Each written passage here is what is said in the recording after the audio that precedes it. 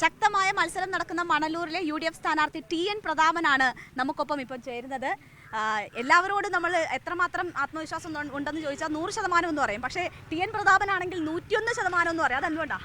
അതൊന്ന് എനിക്ക് ജനങ്ങളുമായി നിരന്തരമായി ഉണ്ടായ സമ്പർക്കത്തിൻ്റെ അടിസ്ഥാനത്തിൽ അവിടെ നിന്ന് കിട്ടുന്നൊരു പോസിറ്റീവ് എനർജി ഉണ്ട്.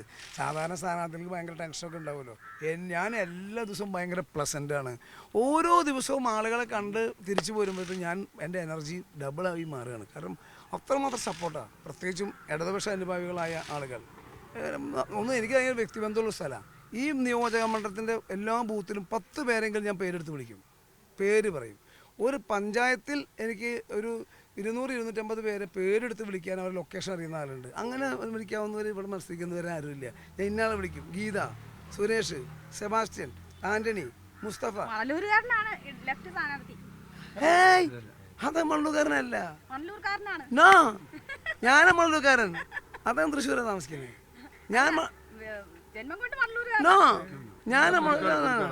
അദ്ദേഹം തൃശ്ശൂർ ജില്ലക്കാരനാണ്. അദ്ദേഹം തൃശ്ശൂർ ജില്ലക്കാരനാണ്. ഞാൻ മണലൂർ MLA ആയിരുന്നു. മീൻസ് വാടാനപ്പള്ളി എൻ്റെ MLA ആയ സ്ഥലമായിരുന്നു. എൻ്റെ വീട്, ഞാൻ ജനിച്ചത്, എൻ്റെ അമ്മ എന്നെ പ്രസവിച്ചത് വാടാനപ്പള്ളി പഞ്ചായത്തിൻ്റെ തൊട്ടടുത്തുള്ള ചിലങ്ക ബീച്ചിലാണ് എന്നെ പ്രസവിച്ചത്. അപ്പോൾ ഞാൻ ജനിച്ചത് ഇവിടെ, ജീവിച്ചത് ഇവിടെ, ജീവിച്ചുകൊണ്ടിരിക്കുന്നത് ഇവിടെ. പഞ്ചോല MP ആയിരുന്നു. എനിക്കൊരു മുക്കും മൂലയും ആളുകളും എനിക്ക് നേരിട്ട് അറിയാം. അതൊക്കെയാണ് ആത്മവിശ്വാസം. പിന്നെ അതൊരു ആത്മവിശ്വാസം. 2 മണലൂർ അവർക്കറിയാലോ. ഒരാൾ വന്നാൽ നാളെ എന്തൊക്കെ ചെയ്യുമെന്ന് അറിയാലോ. അവർ കൺമുന്നിൽ കാണില്ലേ പൂർണ്ണമായിട്ടും. ഇവിടെ അപ്പുറത്ത് വാടാനപ്പള്ളി നമ്മൾ ചെയ്യുന്നത്, ഏങ്ങണ്ടൂർ ചെയ്യുന്നത്, ഈ മണ്ഡലത്തിൻ്റെ പ്രാന്തപ്രദേശത്തായിരുന്നു ഞാൻ 15 വർഷം MLA ആയതിൻ്റെ അലയോടികൾ നിൽക്കുന്നത്. അതവർ കാണില്ലേ. അവർക്ക് സ്വാഭാവികമായും അതിൻ്റെ ഒരു ത്രില്ല് അവരുടെ മനസ്സിലുണ്ട്. നമ്മൾ വന്നാൽ വെറുതെ കയ്യും വീശി വരുന്ന ഒരാളല്ല. വന്നാൽ നാട്ടിൽ എന്തെങ്കിലും വൈബ് ഉണ്ടാകും. അതുകൊണ്ട് 10 ഗ്യാരണ്ടിയും കൊടുത്തിട്ടുണ്ട് നാട്ടുകാർക്ക്. അപ്പോൾ ഇതൊക്കെയാണ് ആത്മവിശ്വാസം നൽകുന്നത്. ഈ ആളുകളുടെ മുന്നിൽ ഈ ആത്മവിശ്വാസം ഒക്കെ നല്ലതാണ്. ഞങ്ങളും പുറകെ കുറേ നേരമായിട്ട് പ്രചരണത്തിന് വരുമ്പോൾ ആത്മവിശ്വാസം കാണുന്നുണ്ട്. പക്ഷേ യാഥാർത്ഥ്യം അതാണോ? ശക്തമായ ത്രികോണ മത്സരം എന്ന നിലയിലേക്ക് മണലൂരിലെ മത്സരം മാറിയിട്ടില്ലേ? ന്യൂസ് സൈറ്റിലെ പ്രേക്ഷകർക്ക് ഞാനിവിടെ പാർലമെൻറ്റിൽ മത്സരിച്ചു 2019. എനിക്ക് 12,790 വോട്ട് ലീഡ് കിട്ടിയ സ്ഥലമാണ്. ഞാൻ മത്സരിച്ചപ്പോൾ അന്ന് സുരേഷ് ഗോപിനെ ഞാൻ ഇവിടെ 3ാം സ്ഥാനത്തേക്ക് പറഞ്ഞയച്ചു. ഈ മണ്ഡലത്തിൽ LDF ആയിരുന്നു 2ാം സ്ഥാനത്ത്. അപ്പോൾ ആളുകൾക്ക്, ഞാൻ പറയാം, ആളുകൾക്ക് ചിലർ വരുമ്പോൾ ചരിത്രം മാറ്റി എഴുതപ്പെടും, ചിലർ വരുമ്പോൾ പുതിയ ചരിത്രം സൃഷ്ടിക്കപ്പെടും. പിന്നെ അതിൻ്റെ ഇടയ്ക്ക് തൃശ്ശൂരങ്ങ് എടുത്തായിരുന്നു സുരേഷ് ഗോപി. അത് എപ്പോഴാണ് ഞാൻ അദ്ദേഹത്തിന് 1,36,000 കൊടുത്ത് തോൽപ്പിച്ച ആളാണ് അദ്ദേഹത്തെ. പിന്നെ അദ്ദേഹം എടുത്തത് എങ്ങനെയാണെന്നുള്ളത് ഇപ്പം അതിൻ്റെ റിസർച്ച് ഇനി ആരും അധികം പോകേണ്ടതില്ലല്ലോ. അത് പിന്നെ ആ ഡീല് എല്ലാവർക്കും ഇന്ന് അങ്ങാടി പാട്ടാണ്. അജിത് കുമാർ IAS ചോദിച്ചാൽ മനസ്സിലാകും. തൃശ്ശൂർ പൂരൊക്കെ നടത്തിയ ആൾക്കാരോട് ചോദിച്ചാൽ മനസ്സിലാകും. തൃശ്ശൂരിലെ മാധ്യമ പ്രവർത്തകന്മാർക്ക് അറിയാം എല്ലാവർക്കും. അത് പോട്ടെ, അത് ഇലക്ഷൻ ചർച്ചയ്ക്ക് വിധേയമാക്കണ്ട. മണലൂർ അതല്ല, മണലൂർ ചിത്രം. അയ്യോ, നിങ്ങൾ വെറുതെ നിങ്ങൾ സർവേ നടത്തിയോ? കേരളത്തിൽ ചിലത് മാറുകയാണ്. UDF വരുമ്പോൾ ചിലത് മാറും. പക്ഷേ പിന്നീട് വന്നൊരു തദ്ദേശ തെരഞ്ഞെടുപ്പുണ്ടല്ലോ. ആ തദ്ദേശ തെരഞ്ഞെടുപ്പിൽ മുൻതൂക്കം LDF-നല്ലേ ഈ മണ്ഡലം? ആ മുൻതൂക്കം മാറില്ലേ? ചെറിയ മുൻതൂക്കം ഉണ്ടായിരുന്നു. ആ മുൻതൂക്കം മാറില്ലേ? മാറാൻ പോവില്ലേ?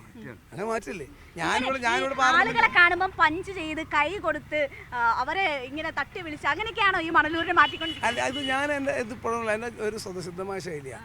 ഞാൻ നാട്ടിൽ ശ്രീനാരായണ കോളേജിൽ PDD പഠിക്കുന്ന കാലത്ത് ഞാൻ ഈ തട്ടലും ഈ മൂട്ടലും ഈ കുത്തുമൊക്കെ ആ കാലത്തുണ്ട്. അത് കഴിഞ്ഞ് 2001 26 കൊല്ലം മുമ്പ് ഞാൻ നാട്ടിൽ മത്സരിച്ചു. അത് കുഞ്ഞു പയ്യാണ്, കൊച്ചു പയ്യ, 26 കൊല്ലം മുമ്പ് എന്നെ ഊച്ചറിയാം. അന്ന് കൃഷ്ണൻ കണിയാമ്പറയിൽ മിനിസ്റ്റർ ആയിരുന്നു. അവിടെ സിറ്റി മിനിസ്റ്റർ, 3 MLA സിറ്റി മിനിസ്റ്ററുടെ ഞാൻ മത്സരിച്ചത്. നാട്ടിക എന്ന് പറഞ്ഞാൽ LDF-ൻ്റെ കോട്ടയെ ഭയങ്കരമായി LDF-ന് സ്വാധീനമുള്ള, പിന്നെ ആദ്യത്തെ റിപ്പബ്ലിക് ദിനത്തിൽ സർദാർ ഗോപാലകൃഷ്ണൻ എന്ന് പറഞ്ഞ സഖാവ് രക്തസാക്ഷിയായ മണ്ണാണ് നാട്ടിക. ഭയങ്കരമായി കമ്മ്യൂണിസ്റ്റ് മണ്ണാണ്. ഒരിക്കലും UDF ജയിക്കുന്നത് കോൺഗ്രസ് ജയിക്കുന്ന മണ്ണല്ല. എല്ലാവരും പറഞ്ഞു ഇത് വെറുതെ മത്സരിക്കാൻ വേണ്ടി ഒരു മുഖ്യധാരാ പത്രം ഭയങ്കര വാർത്ത കൊടുത്തു. കൃഷ്ണൻ കണിയാമ്പറമ്പിൻ്റെ വിജയം സുനിശ്ചിതം എളുപ്പം എന്നായിരുന്നു ഹെഡിങ്. സുനിശ്ചിതം എളുപ്പം. അപ്പോൾ ഞാൻ ജയിക്കില്ല എന്ന് പച്ചയായിട്ട് എഴുതി. പക്ഷെ ഞാൻ ജയിച്ചു. വോട്ടാണ് ജയിച്ച പിറ്റേ ദിവസം അതേ പത്രത്തെ ഹെഡിങ്ങാണ് തട്ടിയും മുട്ടിയും പ്രതാപൻ നാട്ടിൽ കീഴടക്കിയതാണ്. കൂടെ നിൽക്കുന്നവരൊക്കെ ഒരുപാട് തട്ടുമുട്ടും കിട്ടുമല്ലേ? ഇതപ്പോൾ ഞാൻ ഇലക്ഷൻ കാലത്ത് മാത്രമല്ല, അല്ലെങ്കിൽ ഏതൊരു സ്ഥാനമുള്ള കാലത്തല്ല, എപ്പോൾ കണ്ട ആരെങ്കിലും ഞാനൊരു തട്ടാതെ പോകാറില്ല. ഡൽഹിയിലെ മാധ്യമ പ്രവർത്തകരോട് ചോദിക്കാം. ഡൽഹിയിലെ പിന്നെ ഇംഗ്ലീഷ് ഹിന്ദി മാധ്യമ പ്രവർത്തകന്മാർ എന്നെ കാണുമ്പോൾ സഹോദരിമാർ ഉൾപ്പെടെയുള്ള ഡൽഹിയിലെ മാധ്യമ പ്രവർത്തകന്മാർ ഒന്നുകൂടി ഇങ്ങനെ കാണിക്കും, അല്ലെങ്കിൽ കൈ ഇങ്ങനെ കാണിക്കും. അത് അവർക്കറിയാം എന്നെ കാണുമ്പോൾ. എല്ലാ ലീഡേഴ്സിനും അറിയാം. രാഹുൽ ഗാന്ധിയൊക്കെ ദൂരെ നിന്ന് കാണുമ്പോൾ തന്നെ അവിടെ ഇങ്ങനെ കാണിക്കും, കൈ മടിക്കാൻ പറയും. അത് നമുക്ക് ചിലർക്ക് ഇത് ചേർത്ത് നിർത്തലല്ലേ മനുഷ്യൻ. ഈ എയർ പിടിച്ച് മസിൽ പിടിച്ച് പിന്നെ ആർക്കും മനസ്സിലാകാത്ത ചില പിന്നെ വരട്ട് തത്വശാസ്ത്രമൊക്കെ പറഞ്ഞാൽ ആ കാലൊക്കെ പോയില്ലേ. നമ്മൾ എങ്ങനെ റിലാക്സ് ആവാൻ നോക്കുക, ആളുകളുമായി ഇന്ററാക്ട് ആ ജനകീയത ഓട്ടാകുമെന്ന് വിചാരിക്കുന്നു. ഓക്കെ, ഇവിടെ ഇപ്പോൾ രാഹുൽ ഗാന്ധി ഒരു 5 പദ്ധതി ഗ്യാരണ്ടി മുന്നോട്ട് വെച്ചിട്ടുണ്ട്. അത് പോരാഞ്ഞിട്ടാണോ എൻ്റെ വക 10 എന്ന് പറഞ്ഞ് മണലൂരുകാർക്ക് ഒരു 10 രാഹുൽ ഗാന്ധി ഇന്ദിര ഗ്യാരണ്ടി പ്രഖ്യാപിച്ചത് കേരളത്തിലെ ജനങ്ങൾക്ക് വേണ്ടിയിട്ട് മനോഹരമാണ്. മണലൂര് കേരളത്തിലല്ലേ? ആ 5 മണലൂർ ഉൾപ്പെടെ കേരളത്തിൽ നടപ്പിലാക്കുന്ന ബെസ്റ്റ് ഗ്യാരണ്ടികളാണ്. ആ ഗ്യാരണ്ടികൾ നടപ്പിലാക്കും. മണലൂർക്കാർ ഞാൻ ഒരു 3 മാസം മുമ്പ് മണലൂർത്ത് ജനങ്ങൾ വിളിച്ചു ചേർത്തു.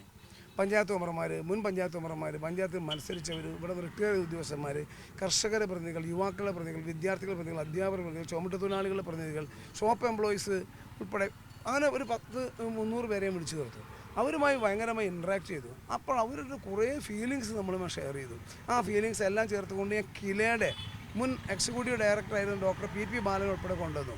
അങ്ങനെ ഞാനൊരു മാനിഫെസ്റ്റോ ഉണ്ടാക്കി, മണലൂരിനൊരു മാനിഫെസ്റ്റോ. അതും ആദ്യമായിട്ടാണ്. ആ മാനിഫെസ്റ്റോൻ്റെ പശ്ചാത്തലത്തിൽ എനിക്ക് എളുപ്പത്തിൽ ചെയ്യാവുന്ന കാര്യങ്ങൾ എന്തൊക്കെയാണ്? തുടക്കത്തിൽ ഞാൻ 10 വർഷത്തെ മണലൂരിൻ്റെ നഷ്ടത്തെക്കുറിച്ചാണ് എല്ലാവരും പറയുന്നത്. അപ്പം ഞാൻ MLA ആയാൽ 10 മാസത്തിനുള്ളിൽ തുടങ്ങി വയ്ക്കുന്ന 10 ഗ്യാരണ്ടി മണലൂർക്കാർക്ക് എൻ്റെ കയ്യൊപ്പോടി കൂടി കൊടുത്തിരിക്കുകയാണ്. അതിപ്പോൾ ചിലർ കോപ്പി അടിച്ചിട്ടുണ്ട്. സാധാരണ കുട്ടികൾ കോപ്പി അടിക്കുന്നത് കേട്ടിട്ടുണ്ട്. പരീക്ഷയ്ക്ക് കുട്ടികൾ കോപ്പി അടിക്കുന്നത്, അധ്യാപകർ കോപ്പി അടിക്കുന്നത് കേട്ടിട്ടുണ്ട്. പരീക്ഷയ്ക്ക് കുട്ടികൾ കോപ്പി അടിക്കും. നവമണലൂർ പദ്ധതിയാണ് സി രവീന്ദ്രനാഥ് മുന്നോട്ട് വെച്ചത്. ആ പദ്ധതി വായിച്ചു നോക്കൂ. ഞാൻ മാസങ്ങൾക്ക് മുമ്പ് പ്രഖ്യാപിച്ച പദ്ധതി, ഞാൻ മാസങ്ങൾ ഇൻട്രൊഡ്യൂസ് ചെയ്ത പദ്ധതി, സെമിനാർ നടത്തിയ പദ്ധതി, എൻ്റെ സെമിനാറിന് ശേഷം ഇതേപോലെ തന്നെ വേറൊരുത്തും ചെയ്തില്ല, വേറൊരുത്ത് കൊണ്ടുവന്നിട്ടില്ല. ഇവിടെ മാത്രമാണ് മാഷ് എങ്ങനെ കോപ്പി അടിച്ചെന്ന് പറയും. മാഷ് ഇത് കൊടകരയിലും അതിന് മുൻപ് അത് ഇതല്ല, അതും ഇതും തമ്മിൽ യാതൊരു ബന്ധം. ഞാൻ നാട്ടിൽ ഇതേപോലെ സമഗ്ര വിദ്യാഭ്യാസ പദ്ധതി, കൊടുങ്ങല്ലൂർ മുസ്ലിം സ്പൈസർ പദ്ധതി ഇതൊക്കെ കൊണ്ടുവന്നിട്ടുണ്ട്. പക്ഷെ ഇവിടുത്തെ ഒരു ഇതിൽ ഞാൻ അടിച്ചിറക്കിയ ഗ്യാരണ്ടി നോക്കുക. ഞാൻ അടിച്ചൊരു ഗ്യാരണ്ടിയിൽ അതേ സാധനം തന്നെ വേറൊരു നോട്ടീസിൽ വരുമ്പോൾ എങ്ങനെ ഉണ്ടാവും? നന്നായി, ഞാൻ പറഞ്ഞു നന്നായി. ഞാൻ മുന്നോട്ട് വെക്കുന്ന ആശയങ്ങളെ അംഗീകരിക്കുന്നു. ഒരു വിദ്യാർത്ഥി മുന്നോട്ട് വെക്കുന്ന കാര്യത്തെ ഒരു മാഷ് അംഗീകരിക്കുന്നു എന്നുള്ള ആ വിദ്യാർത്ഥിക്ക് കിട്ടുന്ന ഏറ്റവും വലിയ ഗ്രേസ് മാർക്കാണ്, പ്ലസ് മാർക്കാണ്. അപ്പം എനിക്ക് A+ തന്നിരിക്കുകയാണ്. ഇവിടെ മണലൂരിൽ വികസനം ആണ് പ്രധാന ചർച്ച. അങ്ങനെ ഒരു പോസിറ്റീവായിട്ടുള്ള ക്യാമ്പയിനിങ് ആണോ മണലൂർ കാണുന്നത്? 101%. ഈ തെരഞ്ഞെടുപ്പിൽ UDF ഞാനും നടത്തുന്നത് പോസിറ്റീവ് ക്യാമ്പയിൻ മാത്രമാണ്.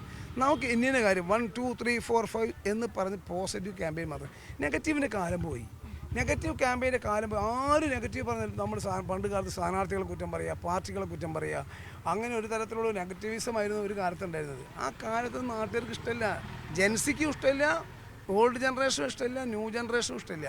അവർ ചോദിക്കണം നിങ്ങൾ ഞങ്ങൾക്ക് എന്ത് ചെയ്യും, നിങ്ങളുടെ കാഴ്ചപ്പാട് എന്താ, നിങ്ങളുടെ കൺസെപ്റ്റ് എന്താ? ആ കൺസെപ്റ്റല്ലേ വേണ്ടത്. ആ കൺസെപ്റ്റാണ് ഞാൻ 6 മാസം ഹോംവർക്ക് നടത്തി നിരന്തരമായി ഫോളോ അപ്പ് ചെയ്ത് ഒരുപാട് ആളുകളുമായി ഇൻട്രാക്ട് ചെയ്തിട്ടാണ് ഞാനൊരു 2 മാസം മുമ്പ് ഒരു മാനിഫെസ്റ്റോ ഇറക്കിയത്. ആ മാനിഫെസ്റ്റോ ഇറക്കിയ ഉടൻ തന്നെ 1 മാസം മുമ്പ് ഞാൻ ഗ്യാരണ്ടിയും സ്ഥാനാർത്ഥിയായി എന്നെ ഔദ്യോഗികമായി AICC പ്രഖ്യാപിക്കുന്നതിന് മുമ്പേ ഞാൻ ഗ്യാരണ്ടി കൂടി ഡിക്ലെയർ ചെയ്തു. ആ ഗ്യാരണ്ടിയുമായി ബന്ധപ്പെട്ടുള്ള പോസിറ്റീവ് ക്യാമ്പയിനാണ് ഇപ്പോൾ മണലൂരൊക്കെ. ആ പോസിറ്റീവ് ക്യാമ്പയിൻ എന്ന് പറയുമ്പോൾ തന്നെ സംസ്ഥാനത്ത് അതാണോ നടക്കുന്നത്? ആദ്യം രാഹുൽ ഗാന്ധിയാണ് ഒരു ഡീലിന്റെ കാര്യം പറയുന്നത്, പിന്നീട് VD സതീശൻ അത് ഏറ്റെടുക്കുന്നു. സംസ്ഥാനം മുഴുവൻ ഡീൽ പറഞ്ഞുകൊണ്ടിരിക്കുമ്പോഴാണ് നിങ്ങൾ വികസനം പറയുന്നത്. വികസനം VD സതീശൻ പറയുന്നതിലും ഏറ്റവും പ്രധാനം വികസനം തന്നെയാണ്. രാഹുൽ ഗാന്ധി പ്രഖ്യാപിച്ച 5 ഗ്യാരണ്ടി വികസനമാണ്. രാഹുൽ ഗാന്ധിയാണ് ആദ്യമായിട്ട് വികസനം പറഞ്ഞത്, പോസിറ്റീവ് രാഷ്ട്രീയം പറഞ്ഞത്. VD സതീശൻ നയിച്ച ജാഥയുടെ സമാപനത്തിൻ്റെ ഭാഗമായി തിരുവനന്തപുരത്ത് വന്നപ്പോൾ അദ്ദേഹം അന്ന് 5 ഇന്ദിരാ ഗ്യാരണ്ടി പ്രഖ്യാപിച്ചു. This is A positive politics. അത് ആദ്യമായി കേരളത്തിൽ പ്രഖ്യാപിക്കുന്നത് രാഹുൽ ഗാന്ധി. അതാണ് പോസിറ്റീവ് പൊളിറ്റിക്സ്. പിന്നെ സ്വാഭാവികമായി ചർച്ച ഡീൽ ഇപ്പോൾ തൃശ്ശൂർ നേരത്തെ നമ്മൾ സംസാരിച്ചപ്പോൾ തൃശ്ശൂർ ഡീലിനെ പറ്റി പറഞ്ഞില്ലേ. LDFിൻ്റെ സ്ഥാനാർത്ഥിയായ VS സുനിൽകുമാറിനെ മുറ്റത്ത് നിന്നിട്ട് നമ്മളിപ്പോൾ സംസാരിക്കുന്നത്. ആ പാവത്തിൻ്റെ സ്വന്തം പഞ്ചായത്തിൽ അദ്ദേഹത്തിന് 2ാം സ്ഥാനത്തേക്ക് തള്ളിവിട്ടു. അദ്ദേഹത്തിന് ബൂത്തിലോട്ട് പോയി. K രാജൻ്റെ ബൂത്തിൽ പിന്നെ LDF പുറകിലോട്ട് പോയി. ഇവിടെ MLA ആയിരുന്നു മൂന്തൻ BJPയിലേക്ക് പോയി. മൂതലിപ്പം CC മൂന്നും പറഞ്ഞുകൊണ്ടിരിക്കുന്നത് എൻ്റെ ആളുകളെ കൊണ്ടൊക്കെ അന്ന് പിന്നെ BJP വോട്ട് ചെയ്യിപ്പിച്ചു എന്ന് അദ്ദേഹം പറഞ്ഞു നടക്കുന്നത്. അദ്ദേഹം പറഞ്ഞു ഞാൻ BJP പോയി, ഇപ്പം MLA സിറ്റിംഗ് MLA അദ്ദേഹം പറഞ്ഞു ഞാൻ BJP പോയി.